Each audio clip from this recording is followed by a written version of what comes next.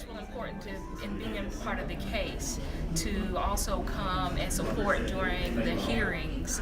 I noticed during the case and during the trial, the last trial, where it seemed that even though it was found unconstitutional, the drawing of the maps, that there was this fight to delay and to not do what they knew was the right thing and what they had been instructed to do, the legislator had been instructed to do. And so my continued participation is about supporting and pushing and making sure that in fact the rights of my rights and the rights of others are held up by making sure that the legislature does what it's supposed to do. And so that's why I'm here today with the support of... My name is Allison Riggs. I'm a senior attorney at the Southern Coalition for Social Justice in Durham, North Carolina. I represent Ms. James and 30 other individuals in the state of North Carolina who were subject to unconstitutional racial gerrymanders in the 2011 state legislative redistricting plans. Ms. James and other plaintiffs across the state have stepped out today to speak out against the remedial process. All of its flaws, the maps are deeply problematic on a number of different levels, and we'll be fighting them in the courts and fighting them in the legislature and fighting them in the courts until we get fair maps.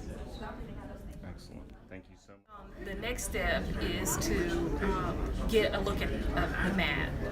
Allison Riggs and the Southern Coalition for Social Justice, they need a chance to sit down with the maps to see what's going on. They literally had 24 hours to look at the maps and to decide what direction we should go in. So after that time, if the legislator still refuses to redraw the maps in a correct and constitutional way, in some cases they changed districts that they didn't need to, and in other cases they did not do enough in the districts that they needed to do it in. And so, and we've at least identified that. And so if they are unwilling to do that, my hope is that the courts will say, hey, you're refusing to do this constitutionally, and that they will look for other solutions about how to do that as they make decisions how to move North Carolina forward on this. And Allison and the others seen so far